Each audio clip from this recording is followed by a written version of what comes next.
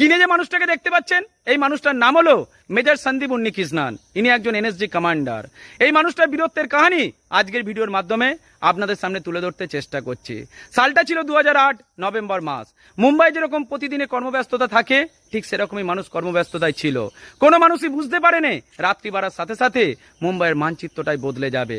ঠিক রাত 9টার পরেই মুম্বাই হামলা হয়। সে হামলার নাম 26/11 হামলা। সে হামলার ভয়াবহতা এতটাই ছিল মানুষ রাস্তায় করে থরথর করে মৃত্যুভয়ে কেঁপে উঠেছিল। মুম্বাইয়ের তাজ হোটেল দাও দাও করে জ্বলে উঠেছিল। ঠিক সেই সময় এনএসজির সদর দপ্তরে রেস্কিউ অপারেশনের জন্য রেডি হচ্ছিলেন এই তরুণ অফিসার মেজর সন্দীপ উন্নিকৃষ্ণন। তার চোখে মুখে ছিল অদ্ভুত শান্তি। মানুষটা যেন জন্মেছে যুদ্ধ করার জন্য।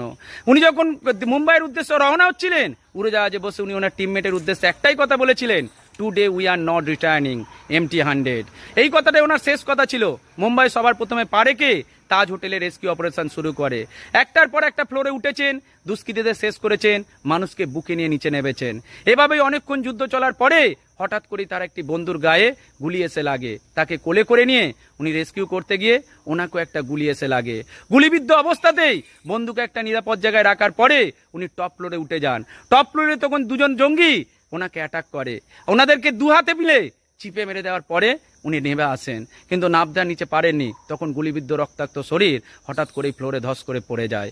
পরের দিন সকালবেলা যখন এনএসজি কমান্ডারের রেস্কিউ টিম পুরো টিম রেস্কিউ করতে যায় তখন মেজর মাটিতে পড়ে রয়েছে রক্তাক্ত অবস্থাতে, কিন্তু হাতে বন্দুকটা একই রকম ভাবে রয়ে গেছে।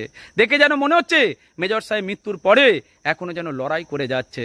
তাই আজ ওই মেজর সাহেবের নাম মুম্বাইয়ের প্রতিটি বাচ্চা থেকে বড়র মুখে প্রতিধ্বনিত হচ্ছে। আমি শুধু সর্বশেষ এটাই বলবো, আমাদের ভারতের সৈনিকরা কখনোই শুধুমাত্র দেশকে বাঁচানোর জন্য বিদেশি শক্তির সাথে লড়াই করে এটা কিন্তু নয়। দেশকে বাঁচানোর জন্য যেরকম বিদেশি শক্তির সঙ্গে আমাদের সৈনিকরা লড়াই করতে পারে সেরকম দেশের মানুষকে বাঁচানোর জন্য নিজেদের প্রাণকে পর্যন্ত বিসর্জন দিতে পারে। এটাই আমাদের দেশের সৈনিক। জয় হিন্দ, জয় ভারত।